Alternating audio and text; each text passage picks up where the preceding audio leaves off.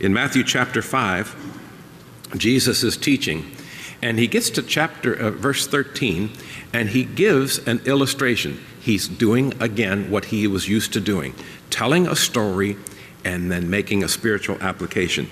In Matthew chapter 5 and verse 13, he says, "Ye are the salt of the earth. But if the salt hath lost its savor, wherewith shall it be salted? It is thenceforth good for nothing, but to be cast out and trodden under the foot of men." Here Jesus is talking about the Christian's influence in the world. He was talking to people who were believers in him and how it is that we live our lives in this world and what kind of an effect are we going to have on this world as we live our lives. And Jesus was making a parallel here. He said, "Ye are the salt of the earth." Now, that's a pretty good description of what a Christian is supposed to be in this world. Except if you don't understand what these people used salt for, and you don't understand the way that they lived their lives, the meaning becomes deeper as you understand what these people understood when Jesus said, "Ye are the salt of the earth." When Jesus said that, it was a good reference to the fact that civilization is in a constant stage of declining, that there's decay and corruption constantly going on. And the salt is what will help with that. Now, in the next few verses, Jesus talks about the Christian's life and his influence. Salt arrests corruption. And that's what he's talking about. And he was talking to people who were believers in him. He said, "Ye are the salt of the earth." So what is the job of a Christian?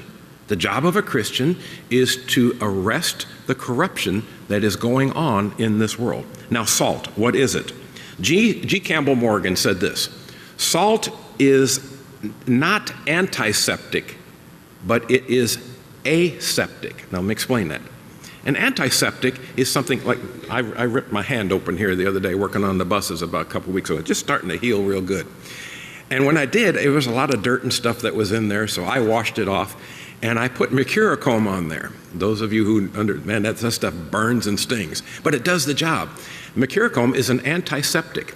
If there's some kind of a poison or some kind of dirt or something that's going to cause an infection, you put an antiseptic on it, and that will kill the bacteria and the germs when it comes in contact with it. Now, salt is not an antiseptic, but salt is aseptic. That means salt is pure. Salt does not have anything in it that would create corruption. Salt does not have anything in it that would cause the enhancement of corruption.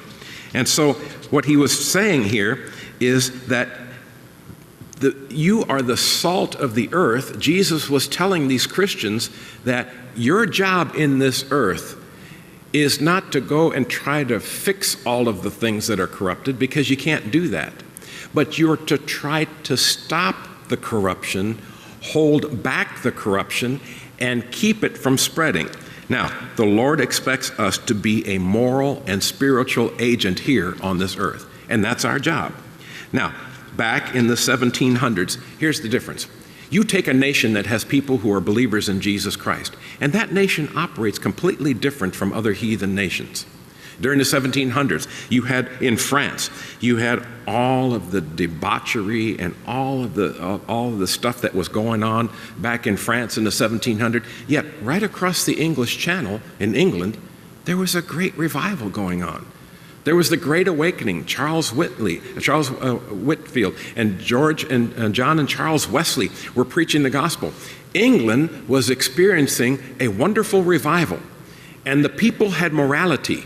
And the basic way the people operated was completely different from the people just across the English Channel in France, where you had all this corruption and all of the stuff that was going on in France. What is the difference? The difference is you have the gospel of Jesus Christ being preached, you have people receiving Christ as Savior and getting saved, and that makes a big difference in society. Salty people stabilize the society. Christian people, Christian nations are stable. They're stable because of the fact that they know who Jesus Christ is, and they have a belief in a moral system that is taught by the Word of God, and that makes a world of difference in the way that the nation does its business on a day-to-day basis. Now, if a Christian truly has the testimony when he's in the presence of other people, he will tend to stay back the corruption, and that's what salt does. When I left Hammond, Indiana in 1990, I went to Louisiana. I went to work for a man who used to be the dean of men at Hyles-Anderson College. Because I had 5 children, I always worked 2 jobs. When I worked in Hammond, I worked at a bus company in Chicago for 15 years as a diesel mechanic. And that's where I drove the senior trip for the Hammond Baptist High School 15 years in a row, because I could get one of those luxury air-conditioned motor coaches for next to nothing. My boss was a Christian, and he would when we got time for our seniors to go on the senior trip, they used to go to Washington, D.C. and Florida, he'd give us a bus for next to nothing. I mean, really, it was ridiculous, the prices that we paid. And I'd take them on the senior trip. We'd have, reclining seats, bathroom on board, air conditioning, the whole 9 yards. Well, when I went to Louisiana, I worked at the church there, but also worked at night again because we had 5 children trying to supplement my income. Well, I became the shop foreman at the largest charter bus company in the Gulf South, Hotard Motor Coaches in New Orleans. I had 12 mechanics that worked for me. We had 98 luxury motor coaches that ran nationwide. $500,000 a piece motor. I mean, these had TV, VCRs. They had a little galley in the back with coffee pots and microwave. It was beautiful motor coaches. Well, anyway, being that I was the shop superintendent over these guys, a lot of times after the weekends, the guys would come to work on Monday and they'd be standing around in the parts room and they'd be talking about all the junk that they did on the weekend. Well, when I walked into the room, all of a sudden the conversation changed. Now, I was not one of these people that, bless God, I'm a Christian and you're not going to talk like that around me. No, I wasn't, I wasn't that type of a person. But they knew who I was. And they knew how I operate, and they knew that I was a believer in Jesus Christ. And just out of deference to me, if I would walk into the room while they would be telling a dirty joke or they would talk about something stupid they did over the weekend, and all of a sudden when I walked in the room, the conversation changed. Now, I didn't make them do that. I didn't force them to do that. They could talk about whatever they want to talk about. But the fact that they knew that a Christian was there was somebody who believed in God, who didn't do all that stuff, it sort of stayed back their conversation. Now, maybe as soon as I walked out, they went back to their conversation, and that's fine. But the idea is that a Christian in this world, coming in contact with this world, will not necessarily stop the corruption, but we can make a big difference in staying back the corruption of this world as Christians. Now here, we understand the technique of salting. Now this is where the people in the Bible days understood exactly what Jesus meant when he said, "Ye are the salt of the earth." Now the technique of salting, this has been going on for centuries around the world. This was done in the Bible days. This is how Christopher Columbus and Magellan and these men who went, how do you think these guys, when they set sail from Spain or from Europe and they were going down to India or over to Africa, or in Columbus's case, when he came all the way across the ocean, they had all these men on board this ship. And this was hard work for these men. And now they had to have food. And what happened was they understood this principle, this ancient principle of salting. Salting arrests corruption. Salting stops the possibility of decay. Now here's how it worked. They would take the meat and they would cut the meat in thin slabs, about the size of maybe a brick. They would take an oak barrel and they would put salt down in the bottom of the barrel, maybe about an inch thick. Then they would take those slabs of meat and carefully lay them in the bottom of that oak barrel, making sure that the meat did not touch each other, sort of like bricks on a wall with the mortar in between.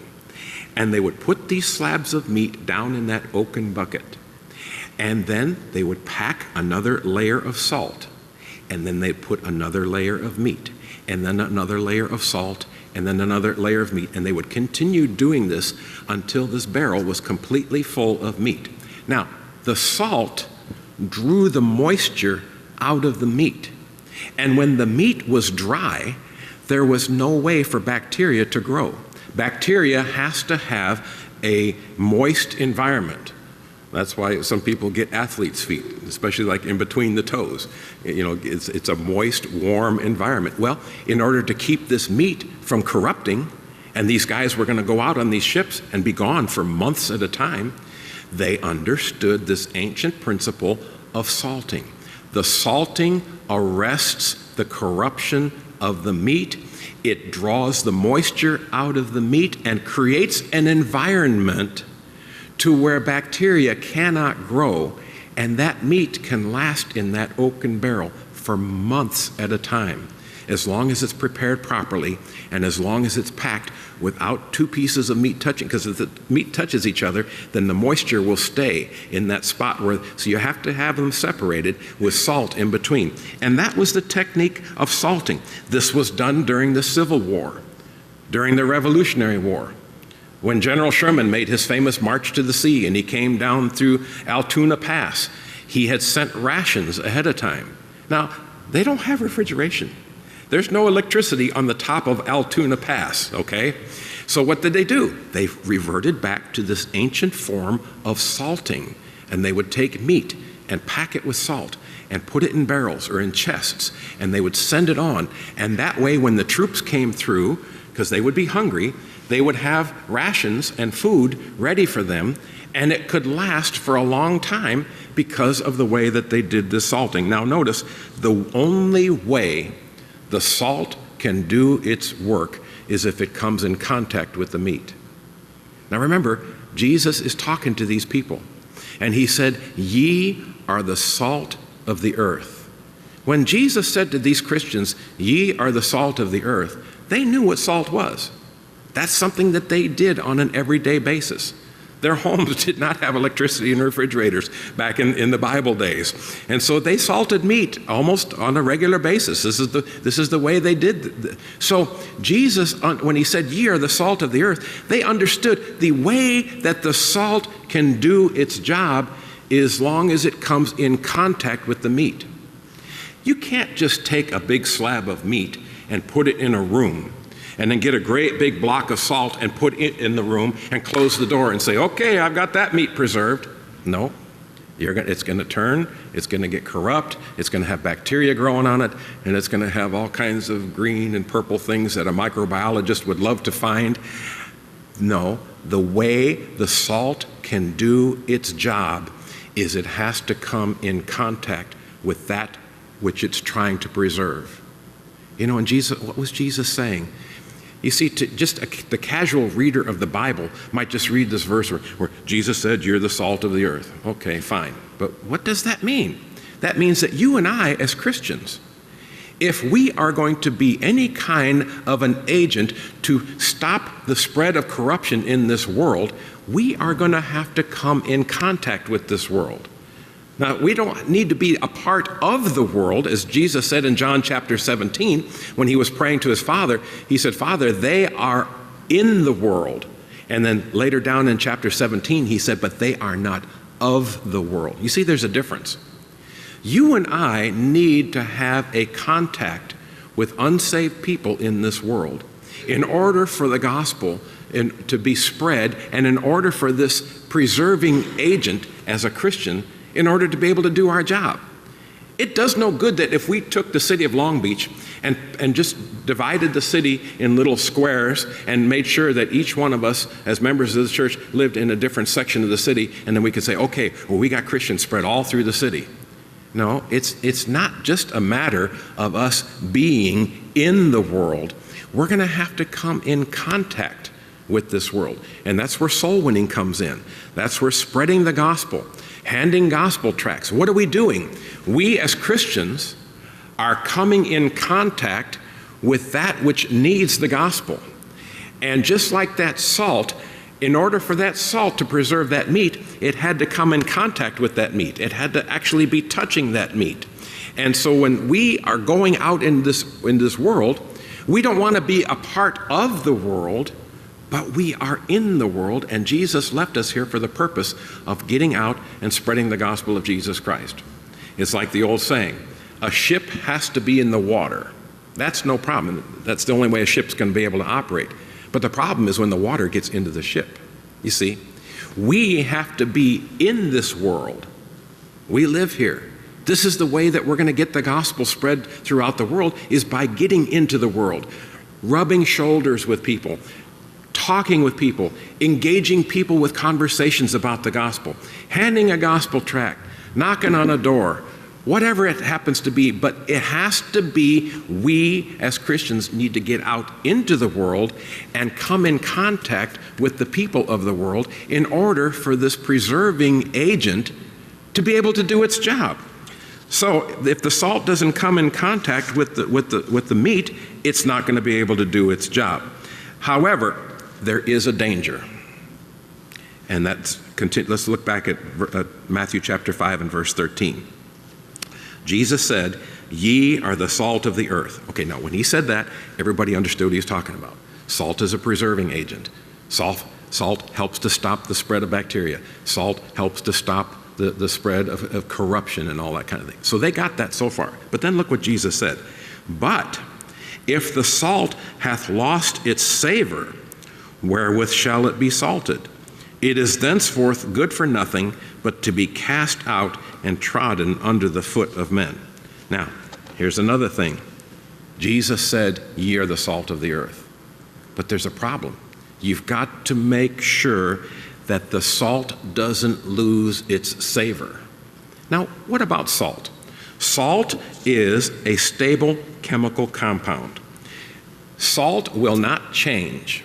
You cannot alter the chemical state of salt by doing anything to it. That's not going to happen. But what can happen is if contamination gets mixed in with the salt, then the salt cannot do its job. It's sort of like on your automobile. Most of you fellows who have done any kind of auto mechanic work, you understand what I'm talking about. When you have a piston in a car and it's sitting on a crankshaft, and that crankshaft going around and around, and that piston's going up and down, right at the point where those two metal things connect to each other, those two metal things are not touching each other. If they were, they would just grind themselves to pieces and be worn out in a very short period of time. In an engine, you put oil, and the oil gets pumped under pressure. And wherever you have two pieces of metal, they're going to be potentially rubbing each other. There is a thin film of oil constantly being pushed in between there, so that as those two things are trying to rub each other, the oil keeps it from making the two pieces wear each other out. Now, oil does not break down. People say, well, your oil will break down and cause your engine to wear out. No, the oil does not break down. What happens to the oil is the oil gets dirty. And when the oil gets dirty, it becomes like liquid sandpaper. And now that very same oil that's trying to lubricate those two metal pieces from touching each other, now because it has dirt and stuff in it, that makes it abrasive, and now those two things are rubbing each other with this dirty oil, and this oil, which is supposed to be protecting those two pieces, now it becomes a sandpaper, like a liquid sandpaper, and it's ruining. That's the same way with salt. As long as the salt is pure, salt is a stable chemical. You can't change the chemical state of salt. But if the salt gets dirt and corruption mixed in it, it's not going to be able to do its job. If you're packing that barrel with meat and you're carefully cutting those slabs of meat and you put salt down in there that's got some junk mixed in it, some dirt or any kind of a foreign material in there, now all of a sudden that salt cannot do its job. What happened? It's good for nothing. Natural people who study this stuff tell us that if you find salt that has been corrupted with dirt and contamination, if you cast that salt onto a plot of ground, you come back in a few days and everything is dead. And that's what Jesus is saying. He said in verse 13, "Ye are the salt of the earth." That's great. That's great that we as Christians can be a powerful influence in this world for the gospel of Jesus Christ by merely getting out there, coming in contact with this world, and spreading the gospel of Jesus Christ. But Jesus said there's a danger. But if the salt hath lost its savor, if the salt gets some corruption in it, some kind of foreign material, something that's going to cause it not to be able to do its job, wherewith shall it be salted? It is thenceforth good to nothing, but to be cast out and trodden under the foot of men. You know, that happens a lot in this world. You see somebody who gets saved. They receive Jesus Christ as their Savior, and they're on fire for God, and they're doing something for God, and they're acting as a salt agent in this world. But then what happens if corruption comes into the life of that believer? Well, now he's not going to have that same ability that he had before to be a positive influence in this world, because he has allowed something to come into his life. And now, instead of the world looking at that person as a Christian, and instead of the world, now back to those mechanics at the bus company in New Orleans, those guys didn't respect me because I was a Christian until something bad happened to them. These guys would make fun of me, Friday night. They're talking about what they're going to do this week. Well, Jerry, oh, never mind. We know you're going to church this weekend. Okay, ha, ha, ha, big funny deal. But you let one of their loved ones get sick. You let there be a death in the family or some kind of reversal. And then they'll come over to where I'm working and they'll say, hey, can you talk to me for a little bit? All of a sudden they become serious. Now, what would happen if on a Monday morning I came into work and these guys were talking about all the junk that they did on the weekends, and I said, yeah, I went out this last weekend and somebody got me to drink a beer and I did that and man, we went to one of the casinos, and all of a sudden they go, whoa, wait a minute. I thought you were supposed to be a Christian. I thought you were somebody who had a higher standard of living than that. That's not the way we looked at you before. What happens is, a lot of times, that's what happens to Christians. People who claim to be believers in Jesus Christ. Ye are the salt of the earth. Wonderful. You and I have an opportunity as Christians to be a preserving agent in this world. But if the salt has lost its savor, if the salt allows corruption to come into it, it can no longer do its job. Just like a Christian who allows sin to come into his life.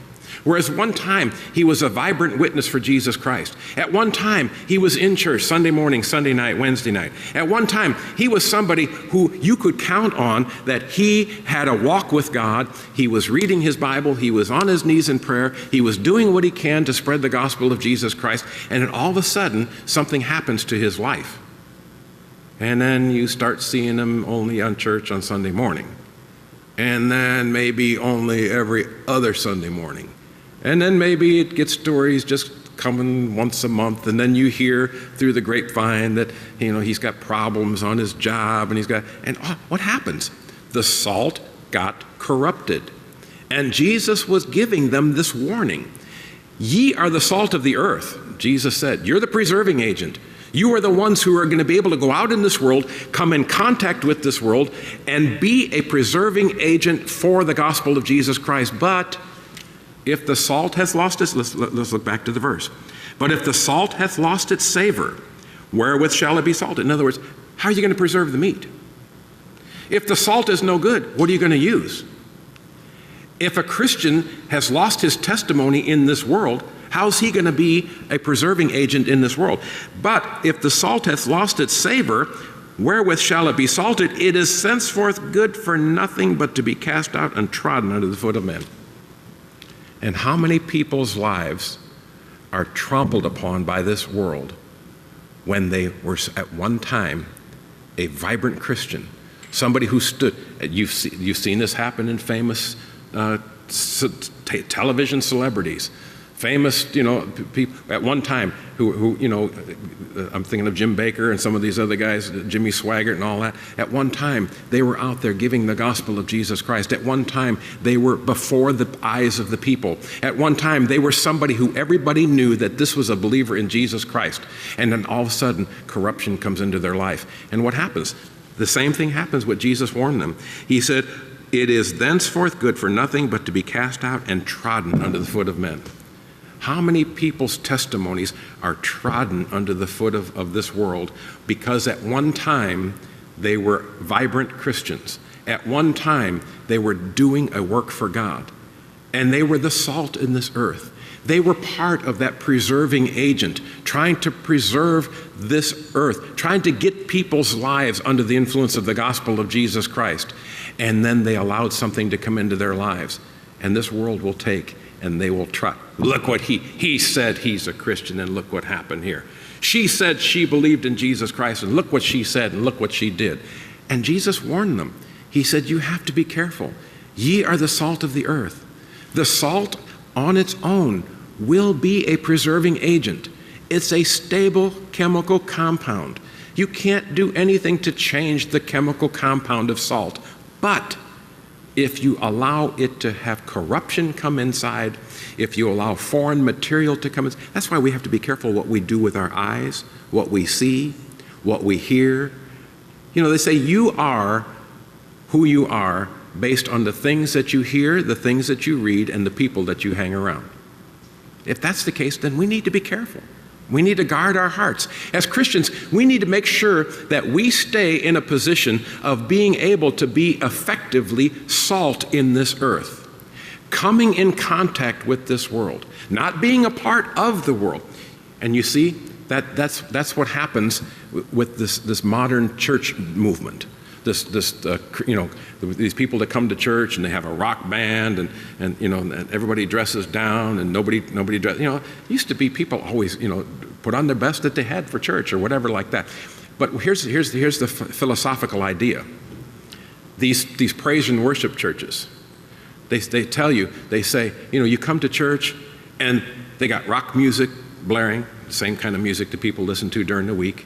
The people just come in dressed however they want to, just like the people do during the week. And they're sitting in church, and all of a sudden the preacher gets up and says, you need to give your life to Jesus Christ, and he can change your life. And that's true, he can. But a fellow who walks into a church like that, he looks around and he's thinking, what do I need to change? They listen to the same kind of music I listen to. They dress just like I dress.